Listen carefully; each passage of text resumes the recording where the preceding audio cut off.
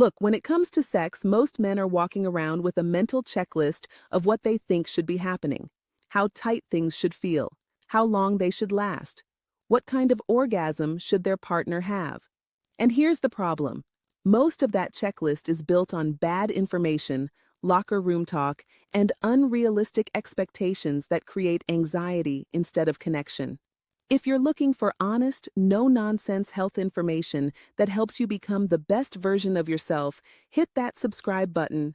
We talk about everything from hormones to habits, all designed to help you feel stronger, more confident, and more in control.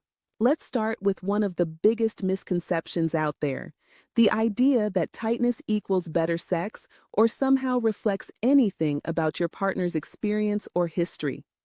This belief causes unnecessary insecurity, comparison, and misunderstanding about how bodies actually work. Here's what's really happening from a biological standpoint. The vaginal canal is made of highly elastic muscle tissue designed to accommodate childbirth and then return to its baseline state. Think about that for a second. This tissue can stretch to allow a baby to pass through and then contract back. The perception of tightness during sex has almost nothing to do with any permanent physical characteristic and everything to do with three things: arousal level, pelvic floor muscle tone, and positioning. When a woman is fully aroused, blood flow increases to the genital area, the vaginal walls lubricate, and the upper portion of the vaginal canal actually expands. This is called tenting. At the same time, the pelvic floor muscles can either relax or contract depending on arousal, comfort level, and nervous system state. If she's anxious, tense, or not fully aroused, those muscles stay tighter. If she's relaxed and turned on, they soften and open. Here's the interesting part. What you're feeling as tight might actually be a sign that she's not fully aroused yet, or that she's nervous or uncomfortable. That's not a compliment to your size or performance. It's feedback that more time, connection, or different stimulation might be needed. On the flip side, when things feel more open and accommodating, that's often a sign that her body is fully responding and ready. That's actually the goal. The second factor is pelvic floor strength, which has nothing to do with sexual history and everything to do with muscle tone. Women who regularly engage their pelvic floor muscles, whether through exercise, yoga, or specific training, tend to have better voluntary control over those muscles. That control can enhance sensation for both partners because she can engage and release those muscles intentionally during sex. But baseline tightness? That's mostly about genetics, overall muscle tone, and current state of arousal, not about how much sex someone has had. The third piece is positioning and anatomy. Different angles, depths, and positions create different sensations based on where contact is happening and how much friction or pressure is involved. A position that creates more contact with the front vaginal wall might feel tighter than one that allows more depth. A position where her legs are closer together changes the angle and compression compared to one where they're wider apart. None of this has anything to do with her body being loose or tight in any permanent way. So when you're thinking about tightness, what you're really responding to is a combination of arousal state, muscle engagement, and mechanical positioning, not some fixed quality that defines better or worse sex. In fact, one of the most important things to understand is that focusing on tightness as a measure of quality completely misses what actually creates great sex: presence, communication, responsiveness, and mutual pleasure. The bottom line here is simple. If you're worried about tightness, you're focused on the wrong thing. If you're comparing sensations between partners or experiences, you're setting yourself up for unnecessary anxiety. And if you think tightness equals better sex, you're missing out on understanding what actually makes intimate connection fulfilling. Now let's talk about orgasms, because this is where a lot of men get stuck in their heads, wondering if they're doing enough, lasting long enough, or hitting the right spots. And here's what you need to know right up front. Most women don't orgasm from penetration alone. That's not a failure on your part. That's just basic anatomy and physiology. Research shows that somewhere between 65 and 75% of women need direct clitoral stimulation to reach orgasm. The clitoris has about 8,000 nerve endings, more than any other part of the human body. It's the primary pleasure center. Meanwhile, the internal structure of the clitoris wraps around the vaginal canal, which is why some women can orgasm from penetration, but it's usually because the angle or movement is indirectly stimulating the clitoral structure, not because the vaginal walls themselves are some magical pleasure zone. So here's your first practical step. Stop measuring success by whether penetration alone leads to orgasm. That's setting yourself up for frustration and putting pressure on both of you. Instead, think of sex as a full experience where penetration is one part of many. Foreplay isn't just the warm-up. It's often where the most intense pleasure happens. The second thing you need to understand is that female arousal and orgasm work on a completely different timeline than male arousal. For most men, arousal builds relatively quickly and follows a linear path toward orgasm.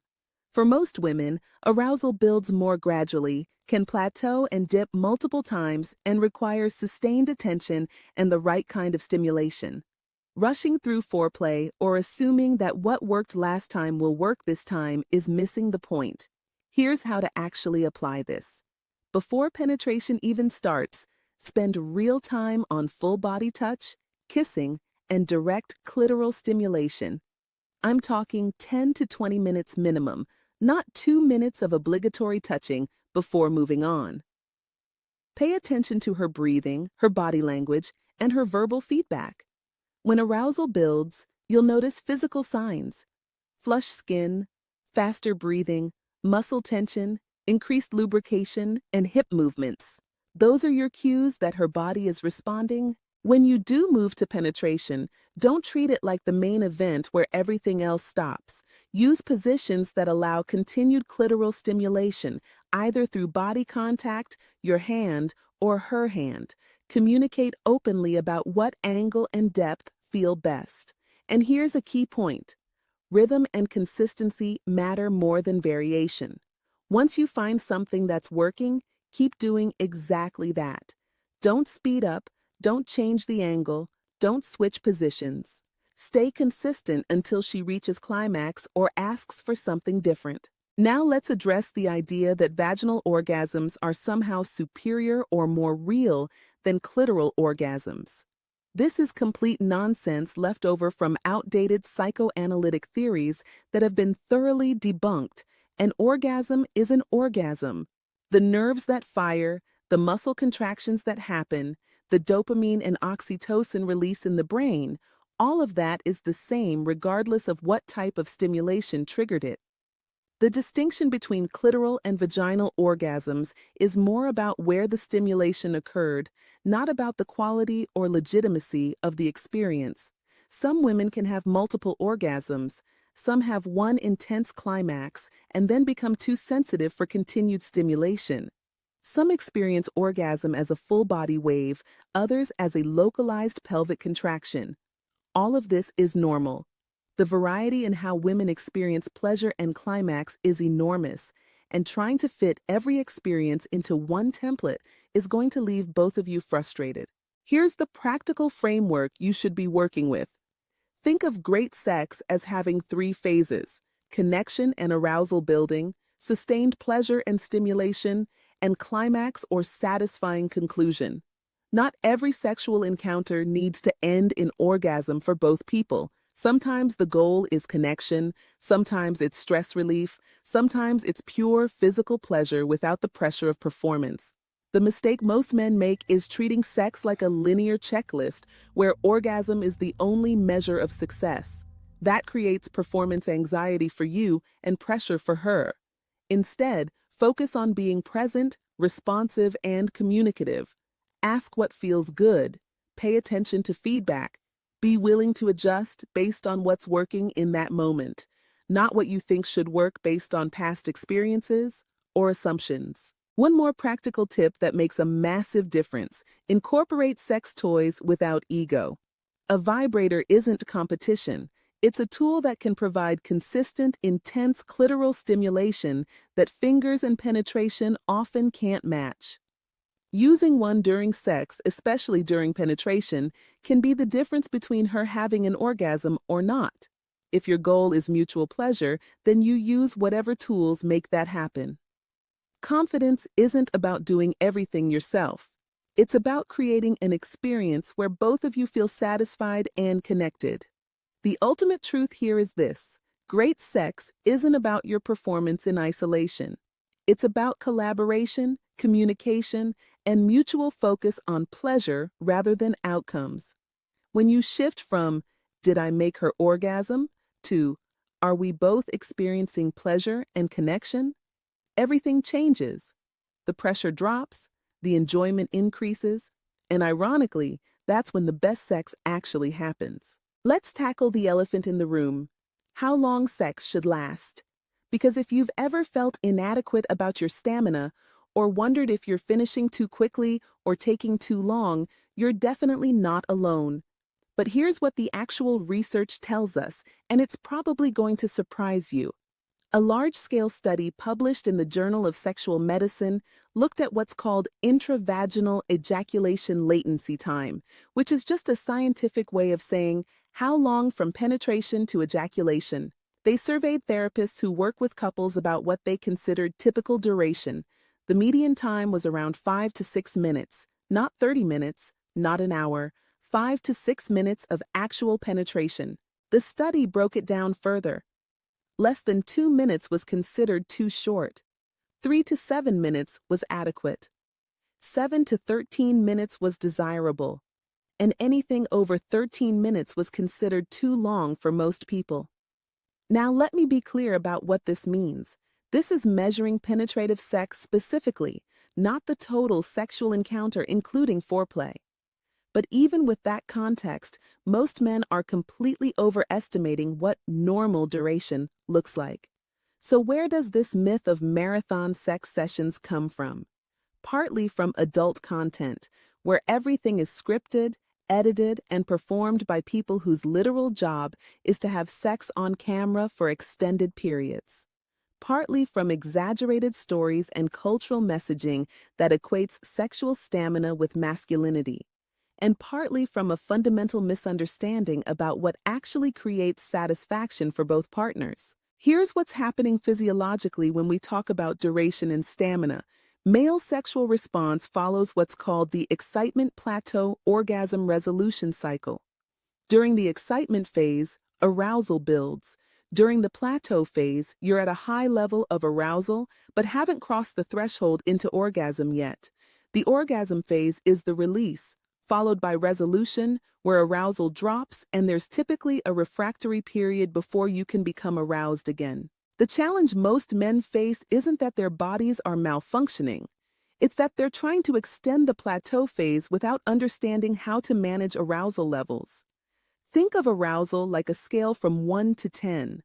Most men go from 0 to 8 or 9 very quickly, then try to hover right below orgasm at a 9.5, which is incredibly difficult to maintain. The key to lasting longer isn't willpower or distraction.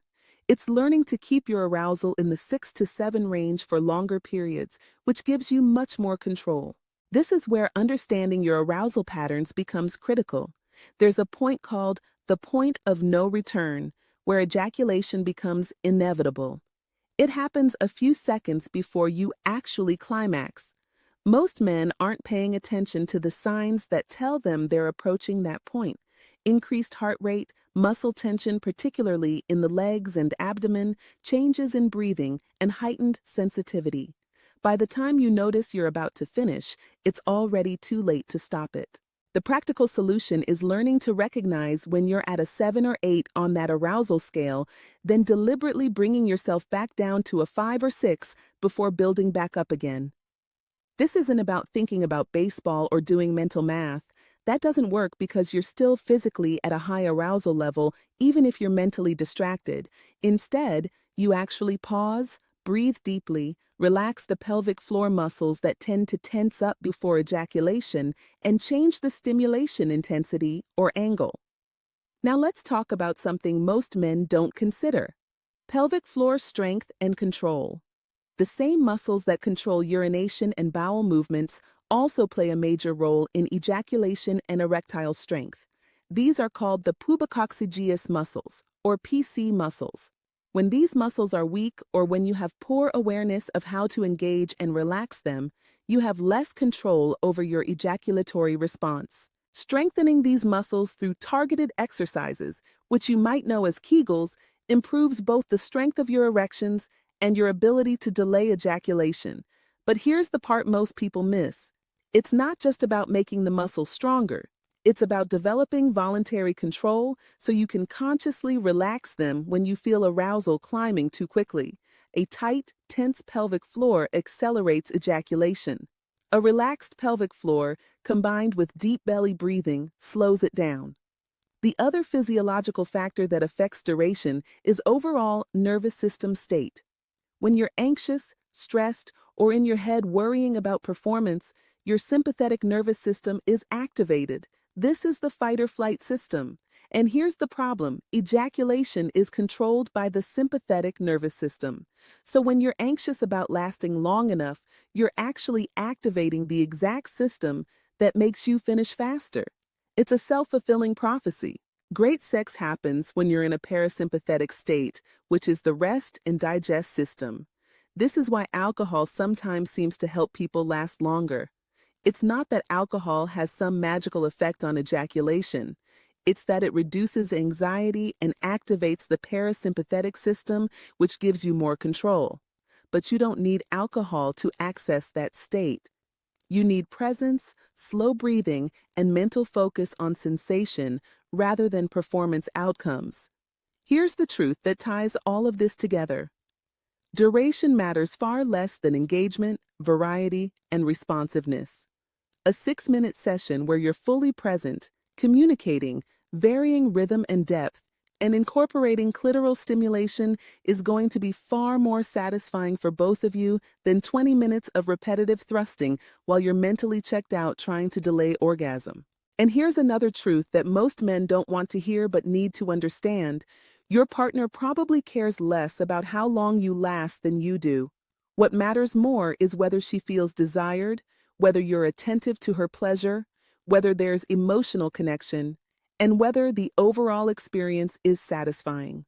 If you finish in 5 minutes, but you've spent 15 minutes on foreplay and you continue with other forms of stimulation after you climax, that's a completely different experience than finishing in 5 minutes and rolling over.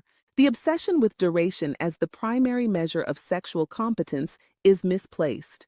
It's one variable among many, and it's often not even the most important one. What actually defines good sex is mutual pleasure, communication, presence, and the willingness to be responsive rather than following a script. When you understand the physiology behind arousal and ejaculation, you can work with your body instead of against it. And when you stop treating duration as the ultimate scorecard, you create space for the kind of sex that's actually memorable and connecting. So here's what I want you to take away from this. Normal doesn't exist when it comes to sex.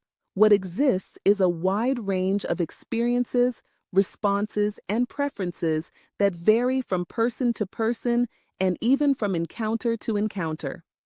Tightness isn't a measure of quality. Orgasm isn't the only goal.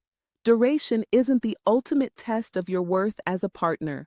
What actually matters is your willingness to communicate, to be present, to prioritize mutual pleasure over performance, and to let go of the myths and comparisons that create anxiety instead of connection.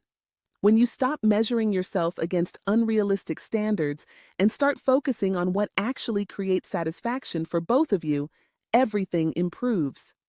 If this video gave you a different perspective on something you've been worried about or confused by, do me a favor and leave a comment. Let me know what myths you've believed or what questions you still have. And if you found this valuable, share it with someone who might benefit from hearing this. We're building a community of men who want real information, not hype or insecurity. I'll see you in the next one. Gee. Prime Health Lab is dedicated to men's internal health. Don't forget to like, share, and subscribe.